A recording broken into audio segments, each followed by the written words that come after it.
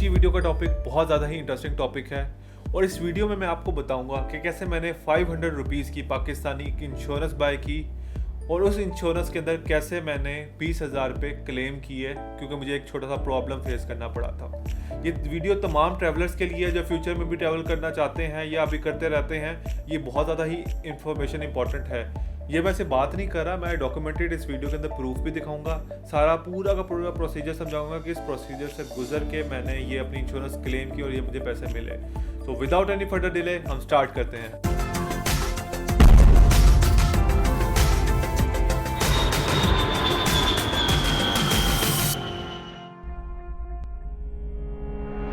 So guys, detail start करने से पहले मैं एक ब्रीफली छोटी सी स्टोरी सुनाता हूँ ताकि आपको थोड़ा सा बैकग्राउंड पता लग जाए, कि आपको समझ आ जाए कि ये सारा प्रोसीजर और ये सारी प्रॉब्लम किस तरह फेस की थी हमने। एक्चुअली मैं और मेरी वाइफ ट्रैवल कर रहे थे from Lahore to Kuala Lumpur Malaysia. अब जब हम मलेशिया पहुंचे, कोलालमपुर पहुंचे, वहाँ तक एक पूरी डिफरेंट स्टोरी है, उसके लिए हम एक अलग से वीडियो बनाएंगे। मगर ये जो हमारी पर्टिकुलर वाक़या हुआ था, ये हुआ था हमारा, उनका सिटी है कोलालमपुर और दूसरा सिटी है लंकावी। लंकावी एक आइलैंड है बेसिकली, उसमें हमने ट्रैवल किया था मलिंडो एयरलाइन के थ्रू। ये सारा वाक़या उसके बीच में आया था, उस फ्लाइट पे हमें आया था।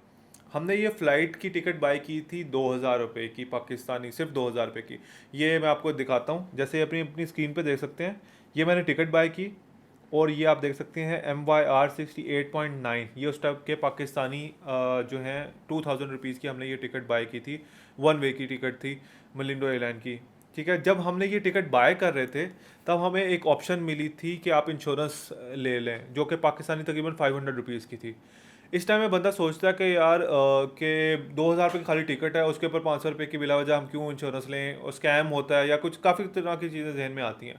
मगर मैंने कहा यार चलो, इतनी सस्ती टिकट मिल रही है, हम ले लेते हैं इंश्योरेंस, लेट्स सी, देखो क्या होता है। अगर कोई प्रॉब्लम फेस करनी पड़ी तो हम क्लेम कर लेंगे। तो मैंने ले ली। अब वो इंश्योरेंस जब हमने ली तो हमें एक मैसेज आ गया जिसके अंदर एक तो ये हमें हमारी आगे के रिसीट आ गई। ये देखें, प्राइस देख रहे हैं 37.52 रिंगिट, जो कि पाकिस्तानी तकरीबन बन रहे हैं 1,000 रुपीज़। ये पर 2 पर्सन था। ये आप देख रहे हैं 2 नाम लिखे हुए हैं, मेरा और मेरी वाइफ का नाम लिखा हुआ है। ठीक है, ये पर 2 पर्सनस ये हमें टिकट मिल गई। इसका मतलब है कि पर पर्सन हमें 500 रुपये की ये मिल गई। इसी तरह हमें उन्होंने एक टैक्स रसीद दे दी, ये भी आपको अपनी स्क्रीन पर नज़र आ रहा होगा। और एक और तीसरा डॉक्यूमेंट दे दिया जो कि सबसे इंपॉर्टेंट है, जिसमें आपको बताएंगे कि आप इतने पैसों में क्या क्या क्लेम कर सकते हैं।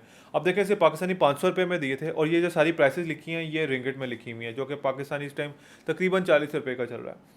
पर्सनल एक्सीडेंट हो जाता है तो तकरीबन आपको वो 40 लाख रुपये कवर करेंगे। मेडिकल एक्सपेंसेस अगर आपका कोई हो जाता है तो वो आपको 30,000 को अब आप मल्टीप्लाई कर लें 40 से, हर चीज़ को आप कर सकते हैं। मैं ऐसे मेन चीज़ें बताता हूँ।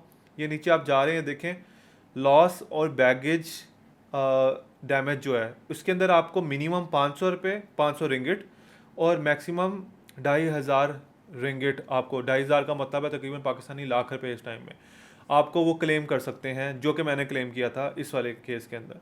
ठीक है, फिर इसके अलावा अगर आपका लगेज डिले हो जाता है, ये बड़ी कॉमन प्रॉब्लम फेस करनी पड़ जाती है हमें कि हमारा लगेज देर से आ रहा है। अगर आपका 5 घंटे लगेज डिले होता है तो वो आपको तकरीबन मिनिमम 100 रिंगिट, मैक्सिमम 500 रिंगिट वो क्लेम कर देंगे।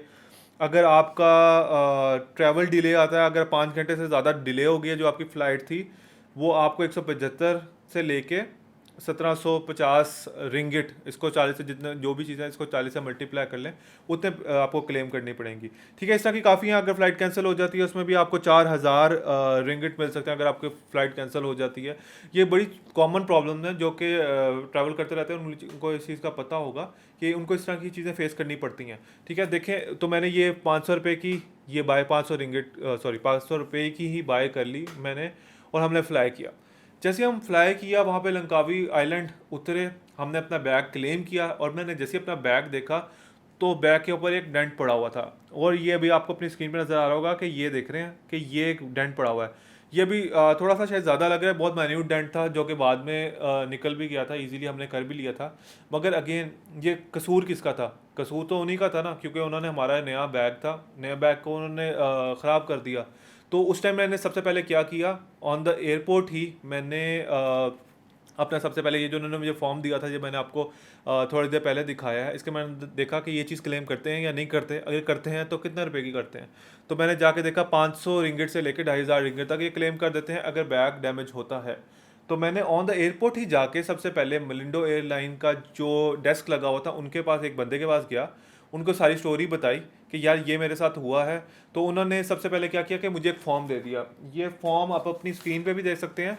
इस फॉर्म के अंदर बेसिक इन्फॉर्मेशन पूछी हुई थी, हमारा नाम पूछा हुआ था, फ़्लाइट कहाँ से कहाँ तक थी, आपका वेट का क्या था, इसके अंदर हमारा नंबर पूछा हुआ था, कहाँ पे अभी हम ठहर रहे हैं उसका पूछा हुआ था, और बैग को क्या हुआ है वो डिटेल की थी। ये सब फिल करने के बाद एंड में उस बंदे ने, जो रिप्रेजेंटेटिव था, उसने अपना नाम और साइन करके हमें एक ईमेल आईडी बता दी। ईमेल आईडी उनकी थी जो ट्रैवल इंश्योरेंस कंपनी थी। एक्चुअली मलिंडो एयरलाइन डायरेक्ट नहीं आपको वो करती, कि आपकी इंश्योरेंस डायरेक्ट नहीं क्लेम करती, वो आपको इंश्योरेंस कंपनी ही होती है जो कि आगे से जो उनके बिहाफ पे बेसिकली आपको इंश्योरेंस देती है। तो खैर मैंने क्या किया, मैंने राइट अवे ये सारा फॉर्म फिल करने के बाद एक कॉपी उसने अपने पास रखी, एक कॉपी हमें दे दी। ये फॉर्म हमने क्या किया, होटल पहुंचते साथ ही मैंने पहली फुर्सत में ही क्या किया कि ईमेल के थ्रू ये अपना डॉक्यूमेंट जो उन्होंने दिया था वो, पासपोर्ट की कॉपी, अपनी फ़्लाइट की कॉपी, जैसे अभी आप अपनी ये स्क्रीन पे देख सकते हैं, ये फ़्लाइट थी, इसकी कॉपी मैंने लगा दी ताकि पता लगे किस टाइम में ये वाक़या हुआ है। सारी डिटेल्स के साथ मैंने ईमेल कर दी। जैसे मैंने ईमेल की, विद इन 1 और 2 डेज़ उनकी मुझे ईमेल बैक आई, और उसके अंदर मुझे उन्होंने 2 चीज़ें बताई। उन्होंने कहा, पहले सॉरी किया कि आपका ये हुआ, प्रॉब्लम आई है। उन्होंने कहा एक उन्होंने फॉर्म दिया, आप वो फिल कर दें, प्लस ये आप देख रहे हैं proof of ownership in the form of original purchase receipt और डैमेज लगेज बैग, कि बेसिकली वो देखना चाहते हैं कि इस ब्रांड का आपका बैग था, कितना आपका नुकसान हुआ है, वो इससे रिलेटेड डिटेल्स वगैरह देखना चाहते हैं। ठीक है, अब ये 2 चीज़ें थी। अब दूसरा फॉर्म क्या था जो उन्होंने मुझे फिल करने का कहा था, वो मैंने उसकी कॉपी प्रिंट कर लिया और उसको फिल कर लिया। इसके अंदर बेसिक इन्फॉर्मेशन थी, आपका नाम, ये 8 पेजेस का फॉर्म है, मैं सारा तो नहीं बताऊंगा, सारा फिल भी नहीं करना था, मेजर चीज़ें करनी थी। और इसका मैं ब्रीफली यही बताऊं कि ट्रैवल कहाँ से कहाँ तक किया था, किस टाइम में आपके साथ ये वाक़या हुआ है, आप कहाँ जा रहे थे, अब आप कहाँ पे रहेंगे, फ़लाना फ़लाना, इस तरह की काफ़ी डिटेल्स उन्होंने पूछी थी। और बिल्कुल आखिरी पेज के ऊपर उन्होंने मेरे से मेरी बैंकिंग डिटेल्स मांग ली कि जब ये सारा प्रोसेस हो जाएगा तो अपना ये इस वाले पेज के ऊपर अपना, हम आपको पैसे ट्रांसफ़र कर देंगे।